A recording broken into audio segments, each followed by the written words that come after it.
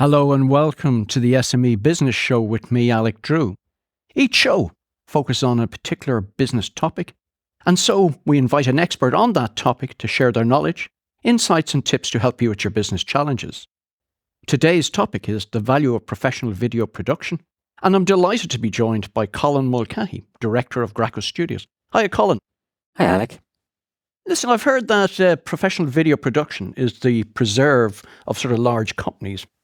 Well, Alec, I'm happy to say that's no longer the truth. No longer do you need a large Hollywood-style production to make any form of video. Right. Video production is more accessible these days than any time in the past. And in regard to pricing and so forth, there are various different price points that a company can come in at.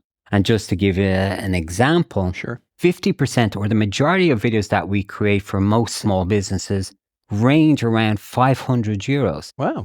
And then after that, it's an upward scale where it ranges between 1,000, 5,000 for any kind of live production.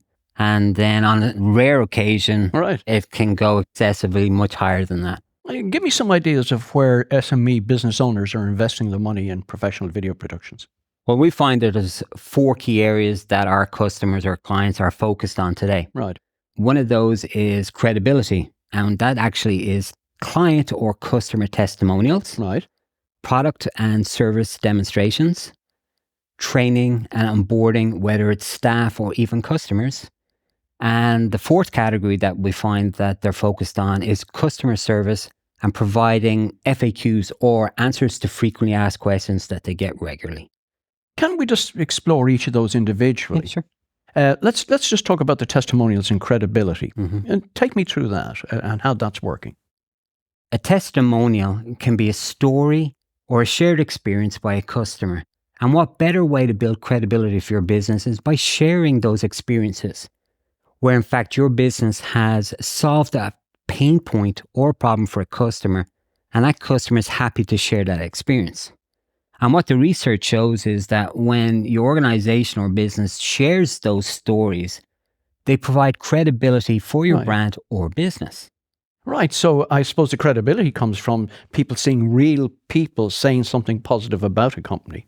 Yes, because people can relate to people that they see in the video and they have the same shared experiences. So these testimonials just reinforce and can often influence purchasing decisions because people can relate to the stories. Wow, that's fantastic. Have you any examples of that? Well, yeah, one classic example we had recently where a client came to us and they wanted to share testimonials in regard to the use of their products and services through training. All right. So we set up the studio here for them to bring some of their existing customers who came here and were willing to share their experiences with the products and services. And what they were able to do with those then is place them on their website Right. to share with possible new customers and also share them across their social media platforms like LinkedIn, Instagram, and Facebook. And ultimately, one of the best purposes of creating content like this is that it will help influence future purchases by other customers because they can relate to real stories. Wow, that's a great usage of it. And I suppose people, they buy into the credibility because they see real people there who are named and talking about the product. Absolutely. Wow, that's fantastic. Tell me about the training aspect. You mentioned that training was one of the key areas that you find that you're working in. Well, training. Companies have been training their employees for decades, if not much longer. But one situation that has occurred in the last couple of years that caused a problem with training was actually COVID. Right. Because it forced a lot of people into remote working, what actually happened was that companies realized that where they actually conducted training in person, they now no longer had access to those resources and had to move to other ways of providing training for employees. In fact, during COVID, a lot of companies actually stopped training because they didn't have access to those resources. And they had to look at how they could turn to creating training for employees that they hired during COVID that they didn't even meet in person. And so a lot of people were meeting people online. They needed to share training and resources.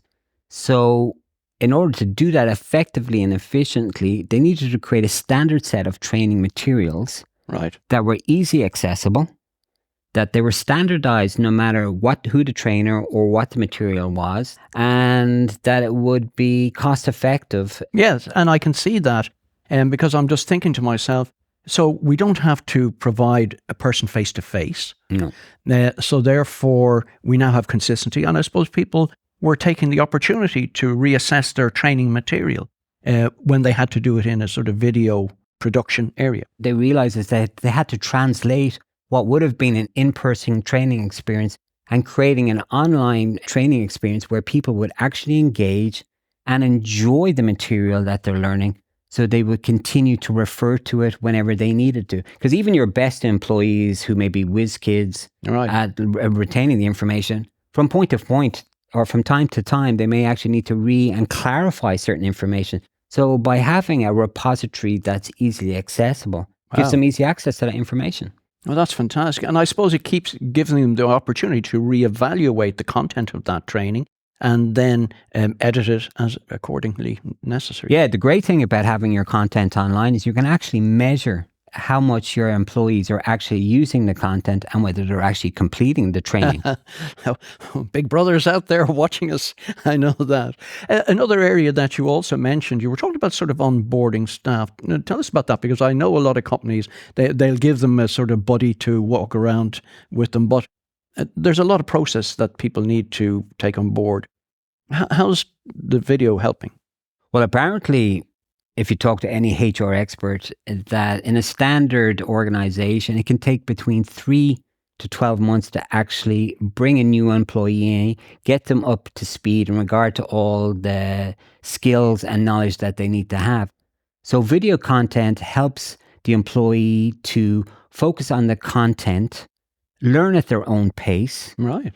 And it helps to also take the employees that would be engaged in that training and consuming their time with one-on-one training, because sometimes your best trainers are your other employees. You're right. So you're taking them away from other tasks to train. Yes. So by using video content, you can enable your employee to work away at their own pace, allowing the other employees or the other trainers or whatever to get on with other projects that they otherwise would be caught up in regard to training.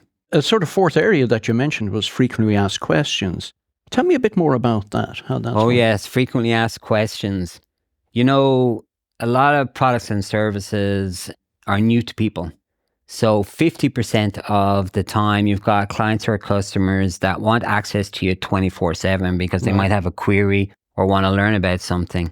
And just to put it in context, here at the studio, as you can see, we have a lot of high-end professional equipment, products and services that we use to create video content.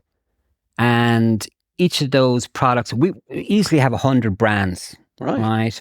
And we need to learn or be able to fine-tune each of those pieces of equipment.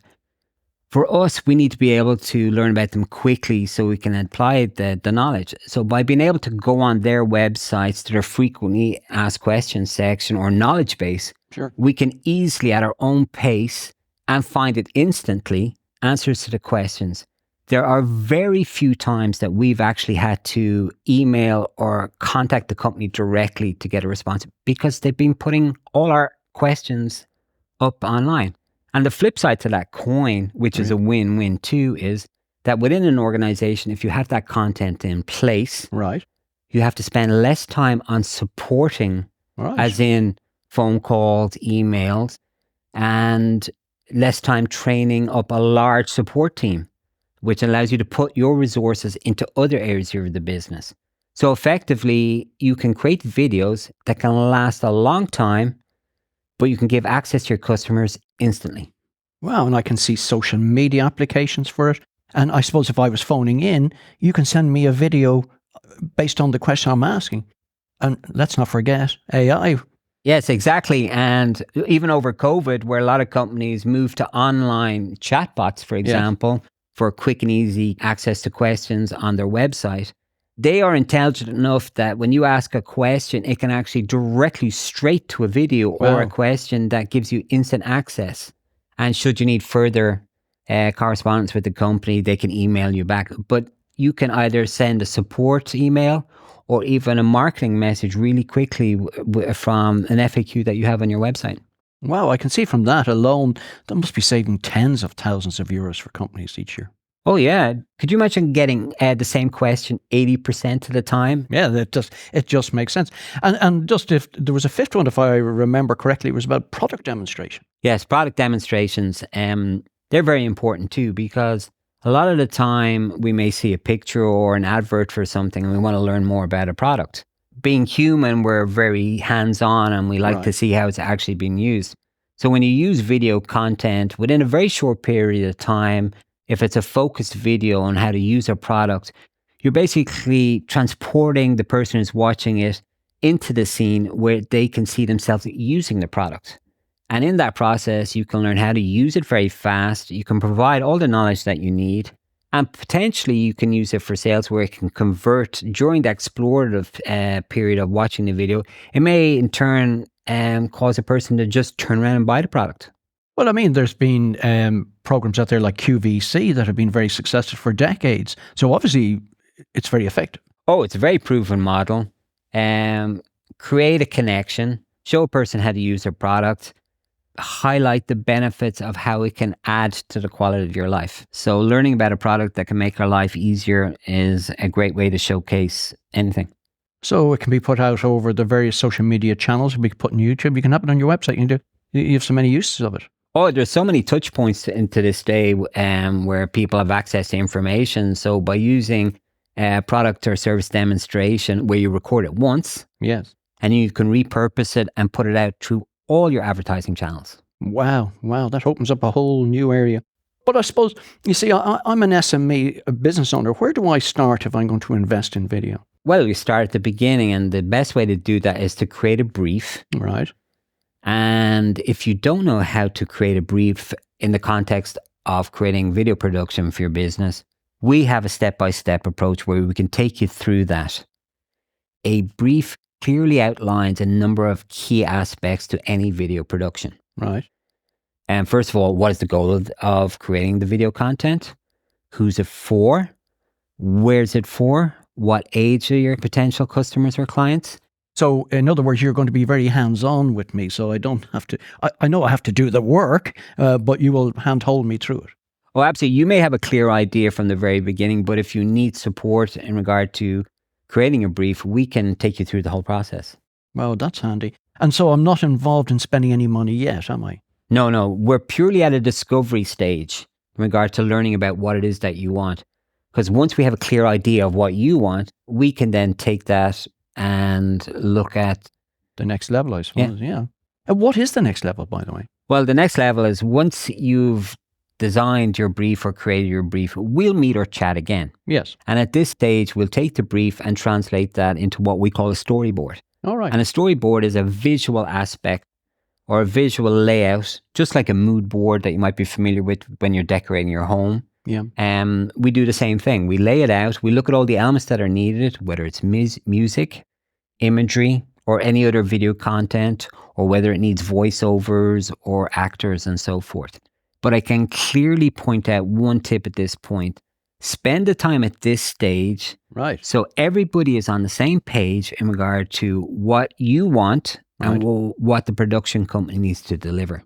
Can I use a member of my own team or even myself? Okay, myself I can use, but can I use a member of my own team if we're going to be creating some of this? Yeah, there's absolutely no reason why you can't use a member or an employee of your own business. Like, what better way to share information than use the best influencer that you have, which is an employee working for you? Because they can share real stories, behind the scenes aspects of the organization. But in regard to the video content, yes, you can absolutely do that. I'm concerned. What happens if, for example, we have it out 6 months or a year and this employee moves on? Is this all redundant, all we've created? When you use an employee, you need to have a form of release. So what that enables you to do, even though the company may own the content or whatever, sure. But when it comes to actually using an employee, their face, their likeness and so forth, you need to have a release. And when you have a proper release form signed by the employee, that allows you to use that content anytime, any place, anywhere in the world, without any worrying about usage rights.